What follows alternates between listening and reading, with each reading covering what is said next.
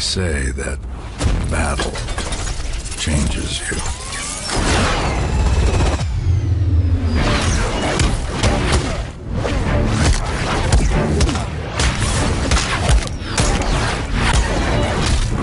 It makes you stronger.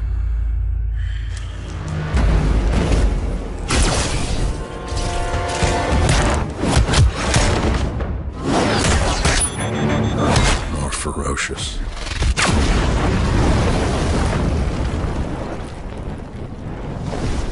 A monster in the night.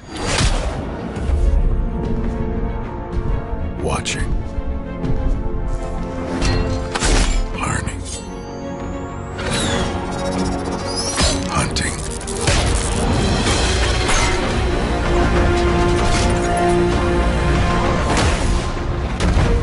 Each time I enter the pit, I emerge reborn.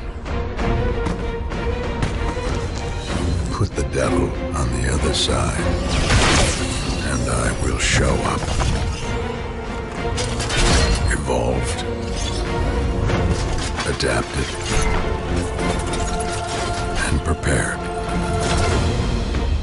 to fight.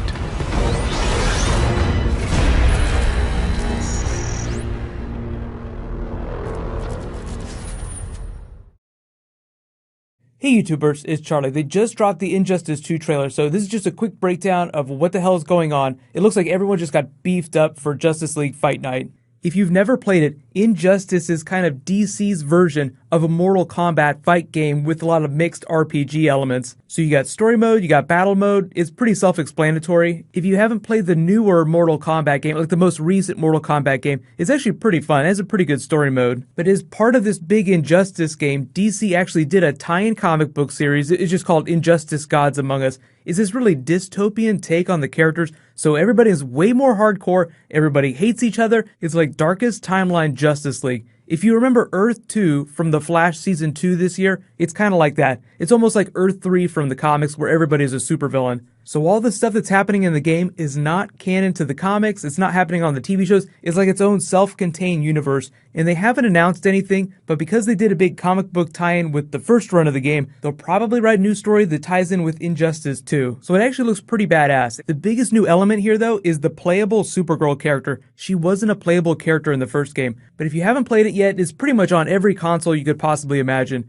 They've only announced Injustice 2 on PS4 and Xbox One, but it's a pretty safe bet that it'll hit all consoles eventually. Sometimes there's a console exclusive window where it's only going to be on Xbox and PS4 for like a week before it gets released on PC, so it's not going to drop till next year, so there's plenty of time to figure that stuff out. But this Bryan Cranston, Lex Luthor, Heisenberg voiceover is just meant to let you know that they're upping the stakes, it's just getting way crazier, more playable characters, and there'll probably be some other crazy tie-ins too. Usually when they release sequel games, instead of just adding playable characters, they try to change the game in a meta way that makes it feel like it's not just adding story onto the first version of the game. What I'm expecting is that there'll be more playable characters than there were when the first game was released. If you buy the game right away, the other characters will probably be DLC, or if you get a season pass, you'll get them for free. But if you wait, you get the Ultimate Edition, and you get everything all at the same time. So because the first game has been out for so long, you don't have to wait, you can get all the characters right now. But let me know in the comments, what did you guys think about the first game? I know I didn't do any gameplay or any videos for that first game, but if you guys want, I'll totally try and do some videos for this whenever it drops. It's gonna be so long before it gets here that we're really only gonna be getting more trailers for the rest of the year. Some of you have asked, I do have a video game channel that's separate from this. It's just called Charlie Streams. There's a link in the description for that. There's a link for my Twitch channel, which is also just called Emergency Awesome. But here's the really cool thing, what I'm actually expecting them to do is try and do some movie tie-in content, like some DLC, some skins. They did that for Stephen Amell's Arrow character whenever Arrow dropped. So if they do special tie-in content for the TV shows, they will definitely do it for the movies. If you didn't follow the story of the first Injustice game and then like the tie-in comics, basically what happens is the Joker does something crazy, kills Lois Lane, turns Superman against humanity. The Justice League battles to take him down. It turns into this big conflict. It's kind of like the Flash storyline, Flashpoint, where the Justice League winds up fighting themselves. It's really dystopian. They're only able to stop evil Superman by traveling the multiverse till they find another version that will help them out, like a good version of Superman.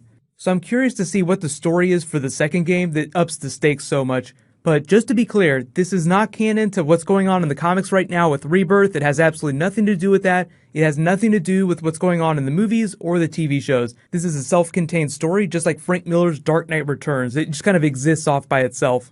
I am going to go ahead and start a new round of the DC giveaway. All you have to do to enter is be a subscriber and leave a comment on this video. It's just a $20 Amazon gift card. I'll be talking about Flash Rebirth and Green Arrow Rebirth story stuff that's happening tomorrow. So if you guys haven't read it, be sure to check out the new Flash Rebirth comic.